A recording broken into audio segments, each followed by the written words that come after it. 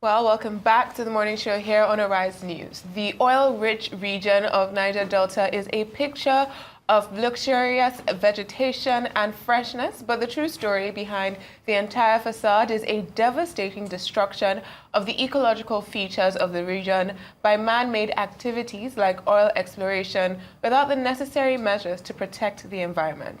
Luckily, the Niger Delta has the mangrove swamps, which plays a key vital role in keeping the soil together as against the exposure of coastal communities to erosion.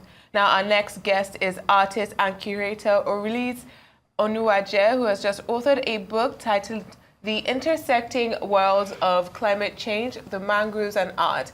And he joins us now to look at the artistic reality of climate change, the role of the mangrove and art in the Niger Delta. Good morning, and it's lovely to have you here on the morning show. A very good morning to you. Good morning. So very briefly, can you tell us the importance of the mangrove to, stopping erosion in the Niger Delta, and also the effect of climate change on these mangroves and how your work relates to that? Thank you very much. First of all, the mangroves have been understated, underreported by all of us because we just see them as shrubs or trees.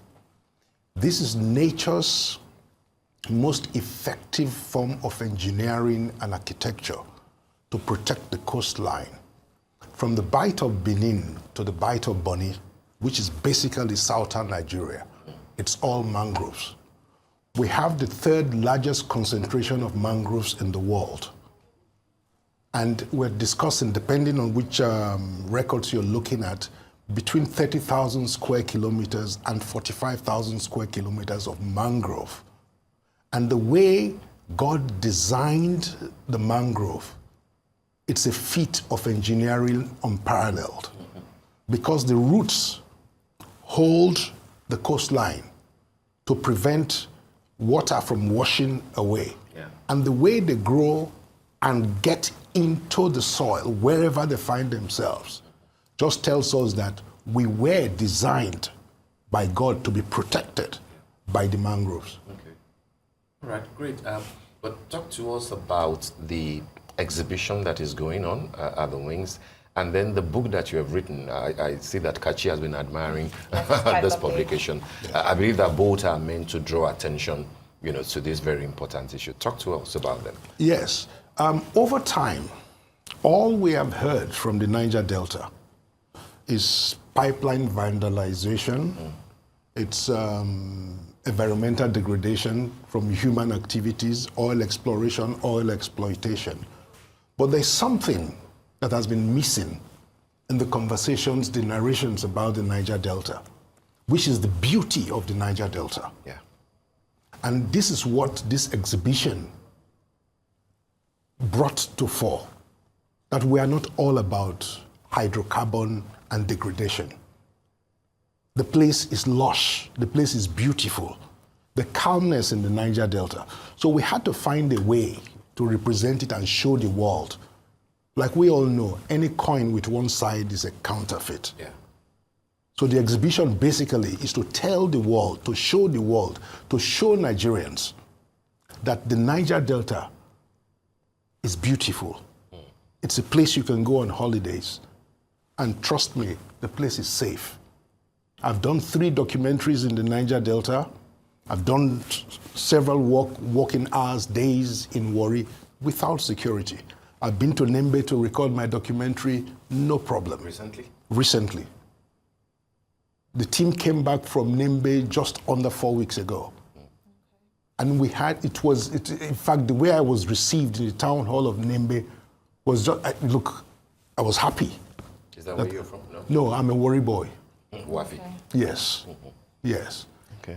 Now, you spoke extensively with regards to that exhibition that took place where the Uluwa Warri was present as well, about the safeguarding of the mangroves to avoid exploitation. Yes. Now, like you rightly said, the Niger Delta is beautiful, and I think that a lot of the problems we have today are as a result of unjust exploitation of its resources. Yes. And the mangroves, of course, being one of those resources. So what are some of those ways that it's could possibly be exploited, and what are the ways the government can get involved in ensuring that this does not happen?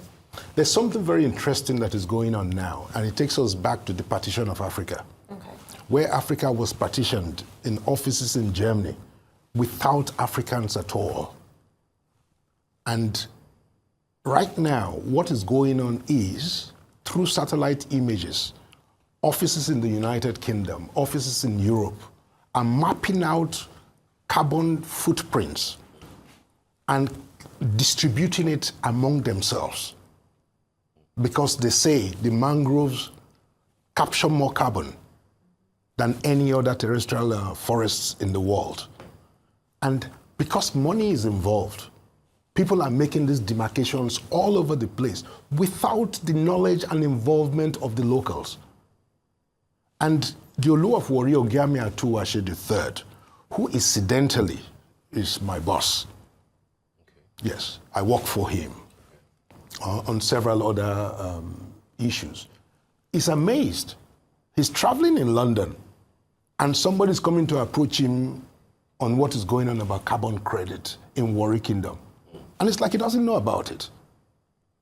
And things are being shared over us, like shaving our head in our absence, without our knowledge. So how can the government get involved in this so we don't go through the second type of partitioning Africa in our absence, distributing our resources? Because right now, the beautiful bride in the climate change discussion are the mangroves. And of course, when there is a beautiful bride, the way things are in the world, people begin to smell money, begin to smell dollars. And they don't care what this does to the culture of the people, what this does to the livelihood of the people. So our own is to try to raise awareness and let the world know, let Nigerians know, let the people of the Niger Delta know that the mangroves are important to us. They are a way of life. I was born in Warri. I lived in Warri until I was 23 years old. I have traveled the world, but I still go back there. Like we say in Warri, I dead and bury my navel. Yes, so it's something that we must take seriously. The people in the Niger Delta, this is not about militancy. It is just about protecting who we are. Thank you. I think it's very important that you relate this carbon credit issue to the Berlin conference and how there's colonial agendas when it comes to our resources.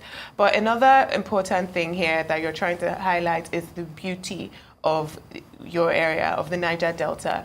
And I want to ask, particularly when it comes to the NDDC, the Niger Delta Development Commission, when it comes to these institutions that do get a lot of money, when it comes to reintegrating former militants into society, do you think that the government is doing enough to protect the Niger Delta, to highlight its beauty, to support the progress of its people? You see, from as an active participant in what you have just described, the Niger Delta is in a state that spread over a period of more than 50 years. It's not going to take one legislation to change everything. There must be a build-up, a gradual build-up. Now we are talking about the mangroves. We're talking about enlightenment. We want people to know. We want the government agencies to know that coordinating all of this, but trust me, my people are doing very well in trying to conserve and protect the mangroves, but it's all in little batches. So how do we get the NDDC, for example, to coordinate the efforts, get the teams working to make sure that mangrove protection is part of the agenda, because this is important to us. All right. I like the fact that you say that Onuwaje is involved in all this, because for me, it shouldn't end with just asking government, to come in. I like the fact that as the traditional institution is also coming in the protection of the mangrove, and then exposing the beauty of the Niger Delta, but how is he carrying along other traditional institutions, other kings within the entire Niger Delta region? And are they involved in this exhibition that is currently going on? You see, what has happened is a charity begins at home. I started this work because of my involvement with the Olu of Warri. I run the back office of His Majesty. Yeah. And I traveled with him into Warri Kingdom. Most of Warri Kingdom is water, the coastline. And I saw the beauty. I saw all of that. So the work on climate change, mangroves, and art started from Warri Kingdom.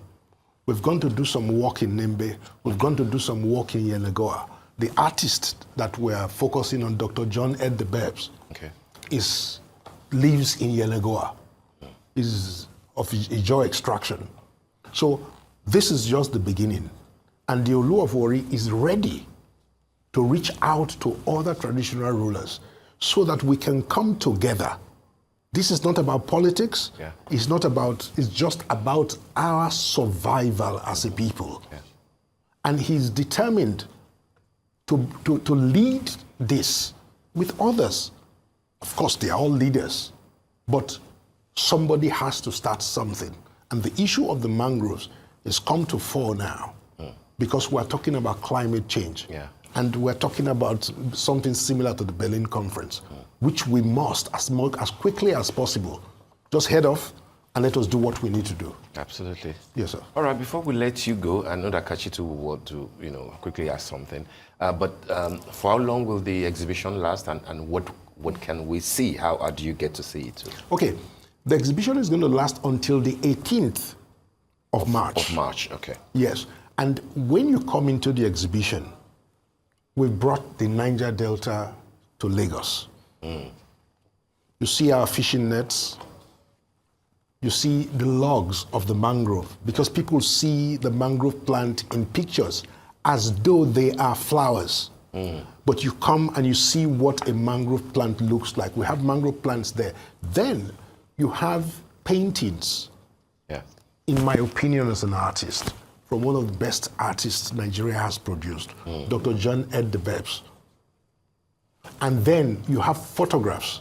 I've been a professional photographer for over 35 years. My photographs are also in exhibition. Okay. Yes. Great. Yes. Thank you so much for These are joining beautiful. us. Yes, I'm definitely looking forward to seeing this exhibition.